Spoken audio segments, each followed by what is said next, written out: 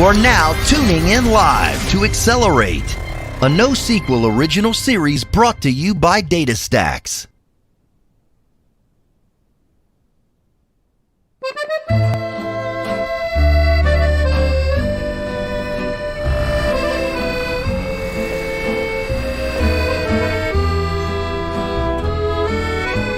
Et voici le dernier. Je dois maintenant ranger tout ça. Alors, les masses, je les mets ici. Il y en a vraiment trop là. Jamais je pourrais tout utiliser. Attends. Mais si j'ai essayé de les vendre?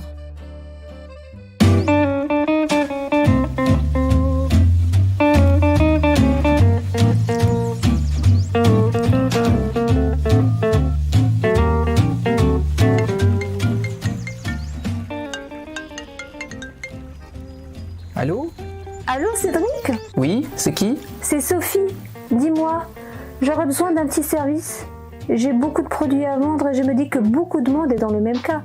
Il faudra faire une application où tout le monde pourrait vendre ou échanger ses affaires non utilisées. Qu'est-ce que tu en penses? Oui, c'est une bonne idée. Ça peut vraiment intéresser beaucoup de gens à travers le monde. Ce serait une application disponible partout, qui devrait toujours rester online et qui générerait énormément de trafic. Je pense que ce qu'il te faut, c'est du Cassandra, avec une API pour avoir à la fois des applications mobiles et un beau site internet. Pardon? C'est qui cette Cassandra? J'aurais juste besoin de savoir si tu peux le faire. Et combien de temps ça prendra? Et surtout, combien ça va me coûter? Oui, tu sais, tout le monde dit que Cassandra, c'est une technologie compliquée. Ça risque de coûter cher. Il me faudrait 1 mois pour te préparer une démo.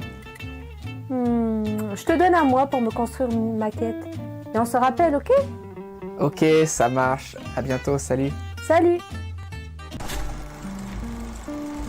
Okay, let's get serious. You may have heard that Cassandra is hard.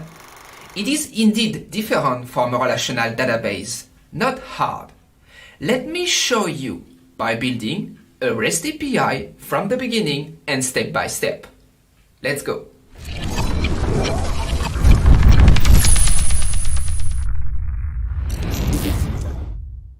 When you create an application, the first things to do is to define your data model properly, and there is a methodology for that. The process is described with many details in DataStax Academy free courses, but here I will give you an overview. To start with, you will need both conceptual data model and application workflow. From there, it's all about applying basic rules to move to the physical data model. Let's see with a use case. In an e-commerce application, we have an entity product with attributes, an entity orders with some attributes. Both are related with a many-to-many relationship, eventually having properties. I will use this limited scope as a simplified conceptual data model. Second asset to provide for a good data model is application workflow. This is simply listing requests you need on each screen or moving from one screen to another. In our sample, first screen is all about displaying product overviews and sorting them with multiple criteria. Second will show customer product details. This is where they would add items to their carts. And third is the cart where customer checkout orders. If I move from mockup to queries, you can see that we can have multiple queries for screen number 1.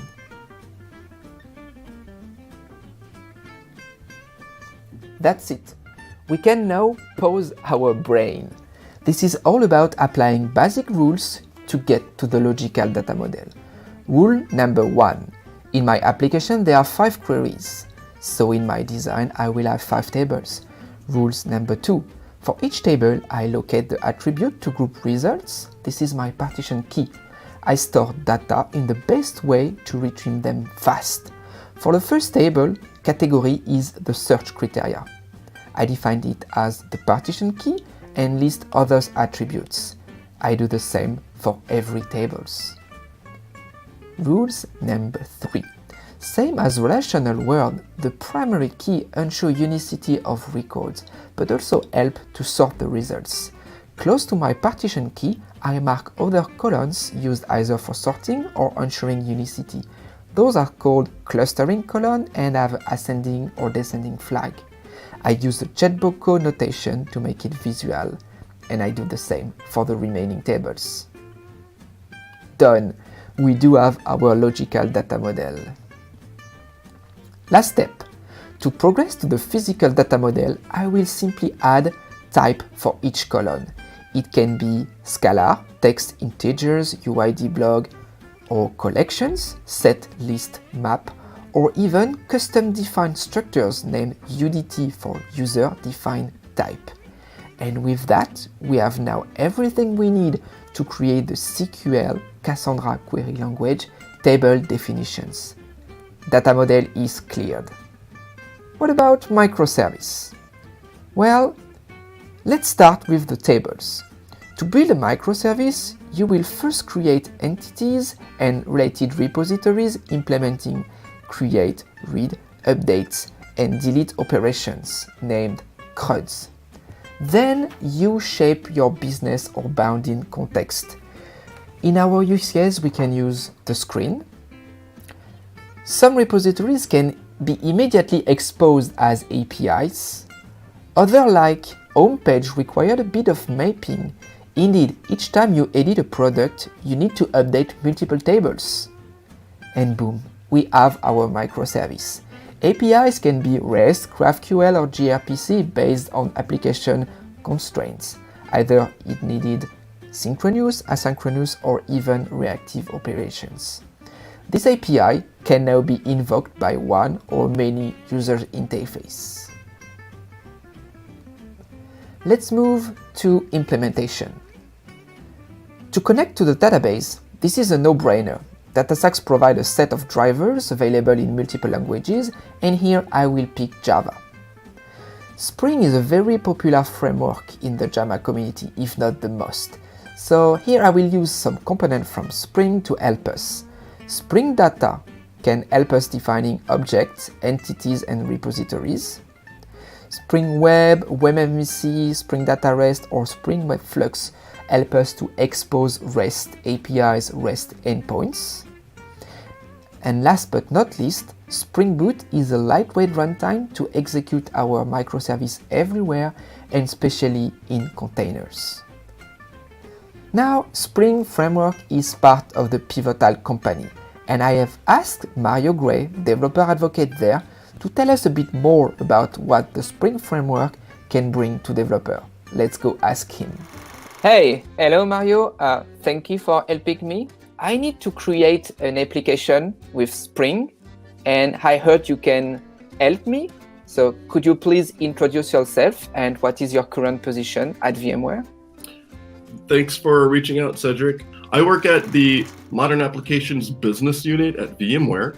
It's a newly acquired subsidiary of VMware. It used to be called Pivotal, but the role has not changed. My role is developer advocate, as to make sure and engage the Spring community, also the MapBoo community, the people using our Tanzu products and our Kubernetes products, such as VMC. We have tons of support for Spring and DataStax within the community that I'm aware of, and I'll find that whatever you need to look up for the community, you can find us on GitHub or Stack Overflow and Spring.io. Go to Spring Central. There's a plethora of resources, and I will help anybody, including you, Cedric, especially you, Cedric. Mario, what would be your recommended path for me to start with Spring? If I were to tell you, hey, you want to start a new Spring application, I would just point you in the direction of Spring.io, which is a great resource for finding the documentation to Spring, as well as a lot of trails. In other words, a lot of tutorials and blog posts and resources from the developer community. The second thing is the Spring Initializer. If you're a Spring developer, then the Spring Initializer is really the place to go. It'll get you started on an application path very quickly. You don't have to mess with your Gradle or your POM file. It's got it all there for you. You tell it what to do, what type of application you want for Spring to launch for you. and it'll put together the build file. So it's more like a UML. In any case, I hope I answered your question. Yes, that's very great. So, you speak about modules and components I can take from Spring. I will need to work with Apache Cassandra and create a REST API. So which are the tools I need for that? It sounds like you have the idea of an application forming in your head right now. And what I would say right now is, for you to get started, what you're going to need to do is understand what your data model is, okay? And then figure out the best database. You probably are going to want to use Cassandra if you have a lot of like loggy or a lot of data that stands on its own that can be aggregated. One of the suggestions that I would use is to check out Spring Data REST, Cassandra, which lets you actually, which is a plugin for Spring that'll let you just use Cassandra pieces in a repository fashion. That is, you don't have to know too much about Cassandra right now. You could write queries that are very natural and very idiomatic towards the developer. That is, I write a method, and that method says find by ID, and that's exactly what it does. So basically, I don't have to go into the driver and ask the driver to execute a SQL or to execute a CQL statement and then fetch the results myself. This all happens behind the scenes using the Spring framework. So it's a very powerful tool. I would advise anybody to use it. Sounds like it can save me a lot of time. Yes, indeed. So I simply have to create an object, an entity, and Spring Data will create for me the repository and the REST resources or using Spring Data REST. Pretty cool, pretty cool. Couple lines of code and I'm good to go. Yes. A couple of lines of code is pretty much it. All right. So for my app, I need Apache Cassandra, and seems like I also need a REST API. What are the Spring module I can use for those two capabilities? What a lot of people tend to do is they'll go and say, hey, I have a module that needs to connect to a terabyte of Cassandra data that needs to be run on Spark or whatever. And what they'll do is they're going to want to query the data. Usually they want to query the data and do light writing, and I'll probably just point them in the direction of Spring Data Cassandra. In other words, start.spring.io offers the modules for connecting to Cassandra out of the box, and the one that you would normally select is called Spring Data Cassandra, and that'll get you the ability to test and to run it as a regular production workload. But there's another way to engage Cassandra that is taking the scene by storm right now, and it's called the reactive revolution. And we also, if you are interested, we also support a reactive extension for accessing data in Cassandra reactively. So in other words, our repositories, which are natural language or close to idiomatic language repositories like find by ID, they have their counterparts in the reactive world as well, where they return reactive streams rather than standard data types. So the power there is twofold. You have a imperative workload or a reactive workload, we're ready for you at either stage. The Spring Framework out of the gate, WebFlux or WebMVC. WebFlux is the reactive web web framework for deriving RESTful applications, and then the old WebMVC. You can still drive RESTful applications from there as well. It's you can pick and choose how you like to engage with a programming model. Wow, there is a lot of stuff here. So I can start building my small object, which is kind of my table. And then Spring Data will give me CRUD operations, and Spring Data REST, Spring Flux, and Spring MVC, as you said, is all about exposing as an API like that. I don't have to code it myself. Correct. Yeah, there's even Spring Data REST, which brings it even closer. That is, your data methods can also become RESTful endpoints, which is something that's an extreme convenience case. Things for messaging consoles and really quick snap this together type of applications. Yeah. But yes, you're 100% correct. It's extremely easy, and there's a vibrant community out there. Well, very nice. Thank you very much. I think I will go and check this Spring.io right away. Thank you very much. Awesome. Wow, so Spring is very powerful. What if I call Julien Dubois? He actually created a framework on top of Spring. Let's call him. Hey, hi Julien. Hi, Cedric. How are you? Fine, and you? Good, good. I do have Sophie that called me, and she would like me to build a project, a microservice, an API. And I know that you have a framework called Jeepster that could help me. So I would like to do a demo and see how it works. But let's start by the beginning. Could you please introduce yourself to everyone? Yes, thanks, Cedric. So I'm Julien Dubois. I work at Microsoft as a developer advocate. And I'm also the author of a framework called Jeepster that many people know. And it's a code generator for Spring Boot applications. And it generates, in particular, Cassandra database tables. So I think that might be useful for you. Yes, indeed. Of course, Cassandra is the database I will use for my project. I've also explained to people what is Spring and how Spring data can bring to my app.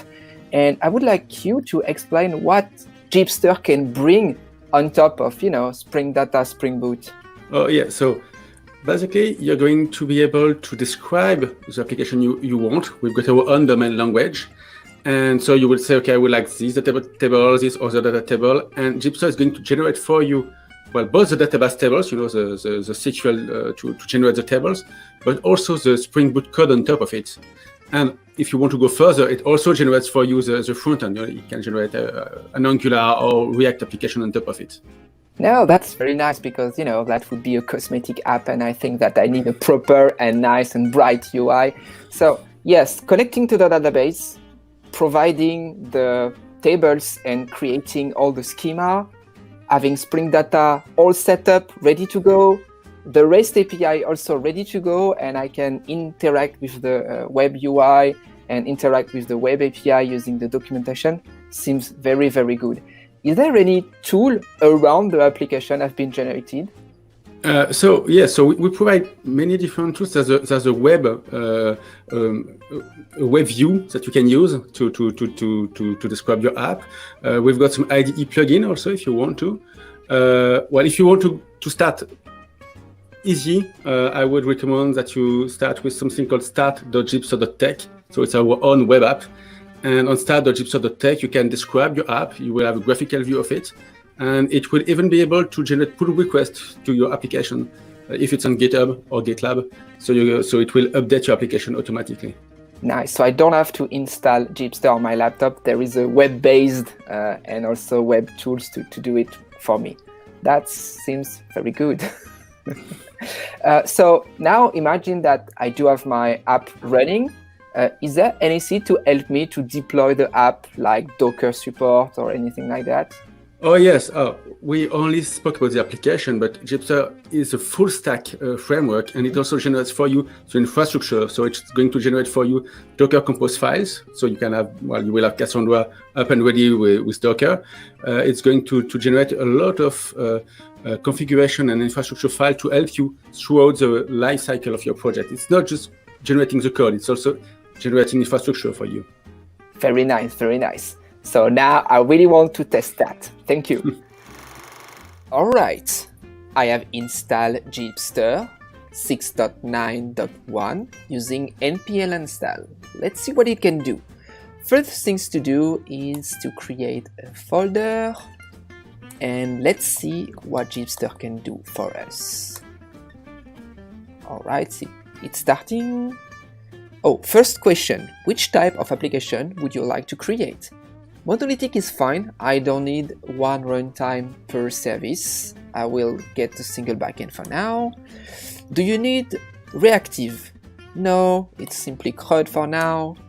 What is the name of your application? Cosmetics. What is your default Java package? com.cosmetics, I like that. Do you want to use Jeepster registry? No, I will stay everything in my app. Oh, I can also have authentication ready to go. HTTP session is the one I'm most familiar with. Database of course, no brainer, let's pick Cassandra. Do you want to use any cache? Well, Cassandra is famous to be fast for read and write. I don't need any cache. And I'm quite used to Maven to build my project. Okay, what other technologies would you like to use? WebSocket? No, I don't need push notification for now. Async? CRUD is fine, no Kafka. API first? No, I do have my queries. I will stick to my queries. Which framework we would like to use for the client? Angular.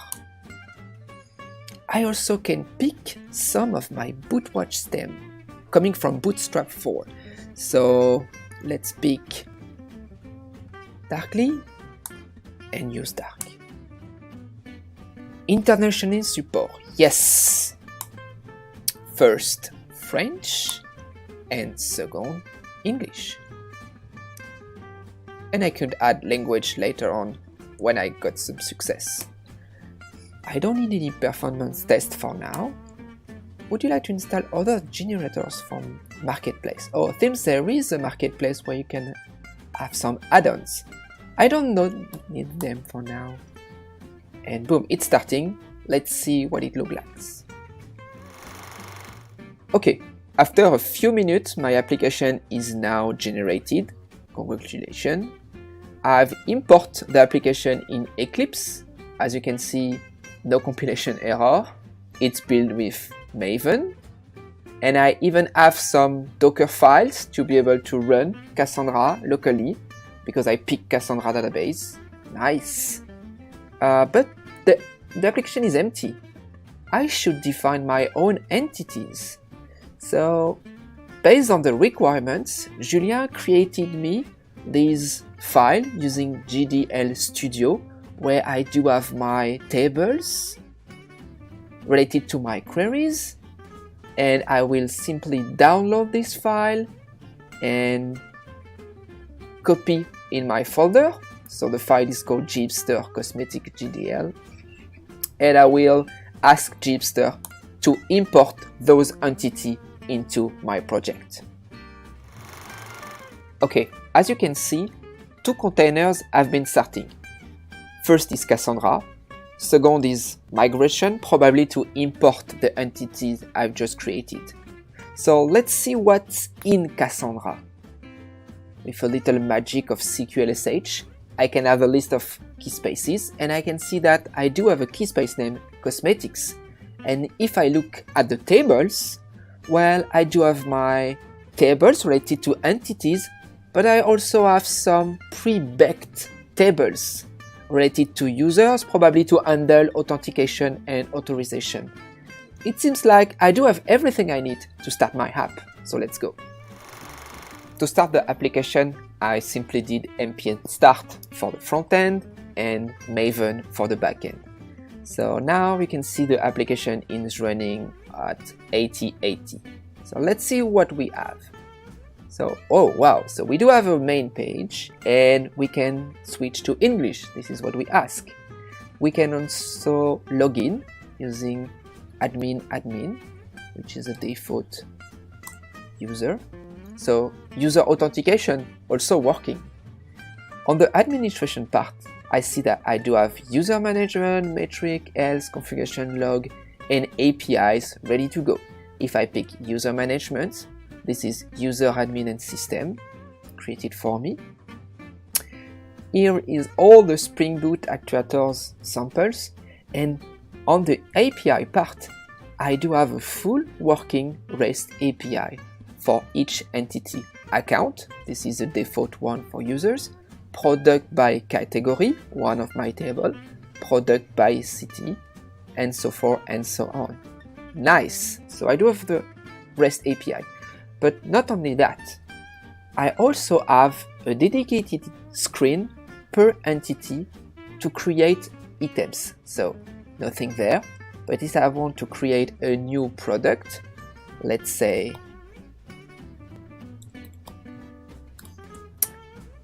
5, 1, 2, 3, 4 /tmp/pics.jpg, name sample product, price entity, and I save my entity. See, I can simply add a new entity in there and I can edit back then. It's a full CRUD UI ready to go for you. So Jeepster has been generated a full working app providing authentication, administration, REST API, and CRUD UI. And I didn't do anything except import entities and answering questions. Alright, so I've just finished building my app. I just clicked the button and it's working. I will deliver that to Sophie. She would be very happy about that, and I will be rich very soon. Thank you very much. It's an open source framework. How can we help you to build the framework and the community? Yeah, so Jeepster is fully open source. There is no enterprise version. It's a tool made by the community. So we created, in fact, an association. So it's a non-profit association to manage Jeepster. And if you want to join us, well, you can just come and code with us. It's, of course, totally open and free. We're usually very welcoming with everybody. And if you want to go the next step, we also have a sponsorship system where companies can sponsor Jeepster, and then we give that money back to our contributors in form of bug bounties. Again, Julien, thank you very much for your help and also for your framework. And for everybody watching the video, if you like the demo, please go to jeepster.tech and try it. Hey, ça fait un moment que j'ai pas eu de ces nouvelles. Et si je l'appelais?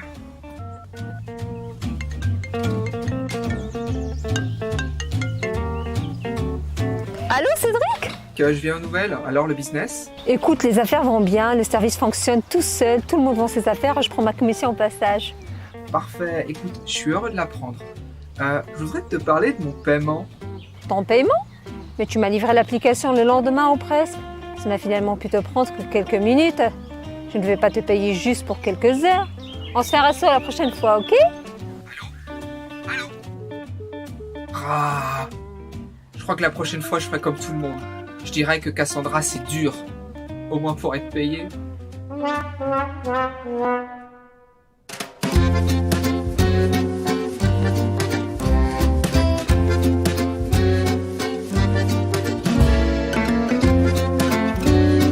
Also, may the stacks be with you.